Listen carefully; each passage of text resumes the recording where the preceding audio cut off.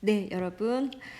수업을 다 끝냈다고 생각했는데, 수업을 끝내고 보니까 선생님이 준비한 내용 중에서 한 가지가 빠졌더라고요. 그래서 급하게 다시 여러분들을 만나러 왔습니다. 지금 선생님이 여러분에게 보여주고 있는 지금 이 내용인데요. 이거는 뭐냐면 우리 교과서에는 나오지 않고요. 수능 특강에서 선생님이 가져온 그림입니다. 자, 이거 같은 경우는 문제를 응용할 때 있어서 많이 출제가 되기도 하고요. 혹은 여러분들이 2학기가 되었을 때 각종 면접 아니면 교과 논술 뭐 이런 데에서 자주 출제가 되는 주제라서 선생님이 그냥 넘어가기 그래서 지금 여러분들에게 소개를 해주려고 가지고 왔습니다.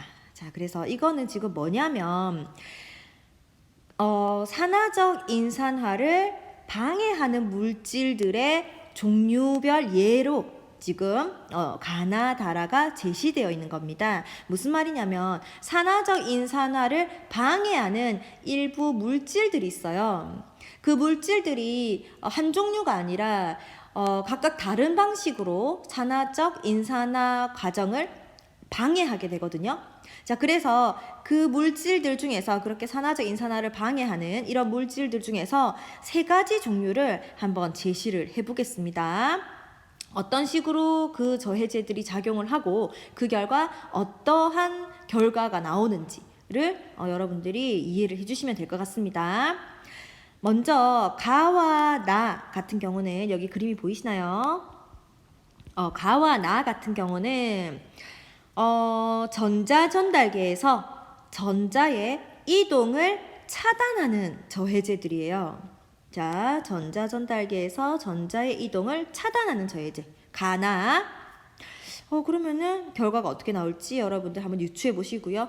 그 다음에 다 같은 경우는 미토콘드리아 내막에 작용을 해서 인지질을 통해서 수소이온을 막 사이 공간에서 미토콘드리아 기질로 새어나가게 한다. 자, 이거는 뭐가 문제냐면 원래 수소이온은 ATP 합성 효소를 통해서 촉진 확산이 되어야만 ATP를 형성하게 되잖아요. 근데 이거 같은 경우는 ATP 합성 효소가 아닌 그냥 막을 자연스럽게 수소이온이 통과할 수 있게끔 해주는 저해제란 얘기예요. 그러면은 수소이온이라는 거는 막 사이 공간에서 이미 농도가 높아져 있는 상태이기 때문에 이런 저해제를 처리해줘서 만약에 그 내막의 투과성을 높여져 버리게 되면 막 사이 공간에 있던 수소이온이 자연스럽게 기질로 새어나와 버린다는 거죠.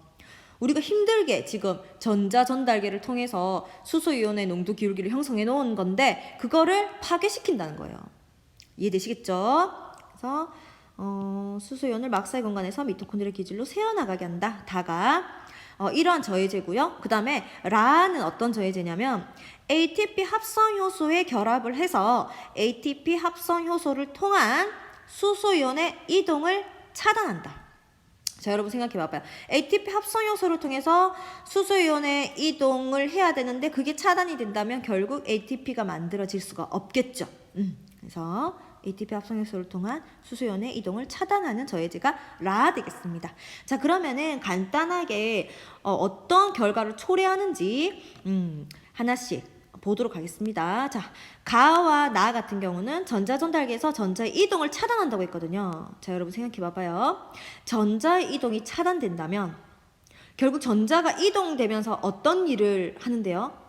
전자는 이동을 하면서 에너지를 방출함으로 인해서 수소이온의 농도 기울기를 형성하는 역할을 해주잖아요. 근데 그게 지금 차단된다는 거예요. 즉 수소이온의 농도 기울기가 형성되지 못하게 된다는 거죠. 그러면 결론적으로 수소이온의 농도 기울기가 없다면 ATP 합성이 어떻게 되겠습니까? 중단되게 되겠죠. 그래서 결과는 ATP 합성이 중단되게 되고요.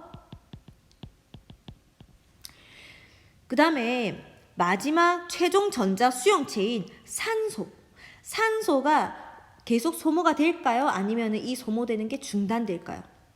전자가 이동해 와야 산소가 계속해서 소모가 되는데 전자의 이동이 지금 차단되기 때문에 산소의 소모도 일어나지 않게 된다는 거죠. 그래서 산소의 소모도 중단된다.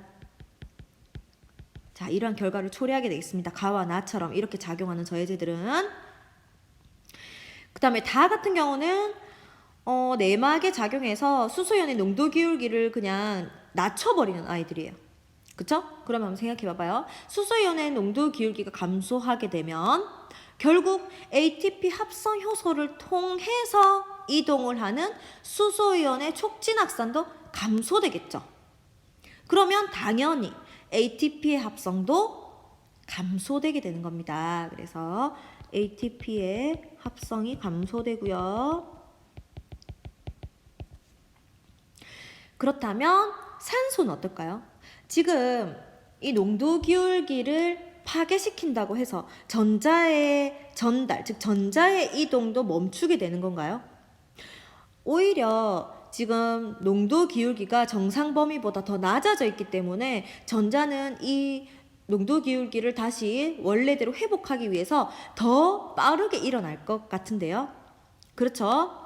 그래서 지금 이러한 경우에 산소 같은 경우는 즉 전자의 이동은 정상적으로 진행이 되게 됩니다. 즉 산소는 계속적으로 소모된다고 보셔야 될 것 같습니다. 그래서 산소는 계속 소모된다.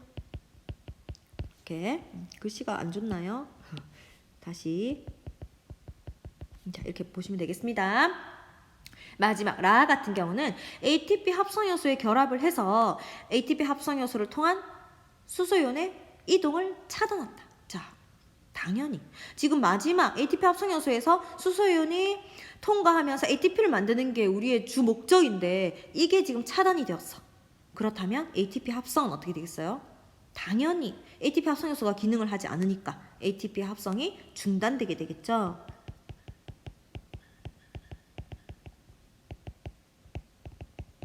ATP 합성이 중단되게 되고요. 자연스럽게 지금 그냥 이 흐름이 멈춘 거예요. 그쵸? 그러니까는 농도 기울기를 형성해 있는 걸 해소를 해줘야 다시 농도 기울기를 형성하고 이렇게 되는 건데 ATP 합성 요소에서 그 수소연의 촉진 확산이 일어나지 않기 때문에 그냥 앞쪽이 멈춘다고 보시면 돼요. 그쵸? 전자전달계도 멈추게 된다.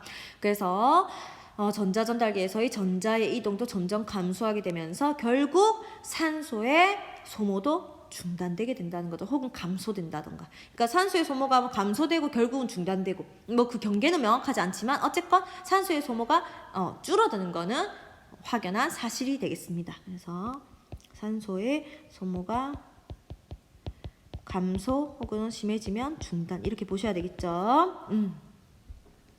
자, 그래서 이 모든 가나다라는 모두 세포호흡의 저해제라고 얘기를 하는데요. 산화적 인산화를 방해하는 물질이기 때문에 세포호흡 저해제라고 표현을 해줍니다. 자, 그래서 여러분들이 이러한 저해제들이 있구나. 그리고 이러한 저해제들은 어디서 어떻게 작용을 하기 때문에 어떠한 결과를 초래한다는 걸 좀 기억을 해주셨으면 좋겠습니다. 자, 오늘 수업은 진짜 여기까지가 끝입니다. 여러분 고생 많이 했습니다.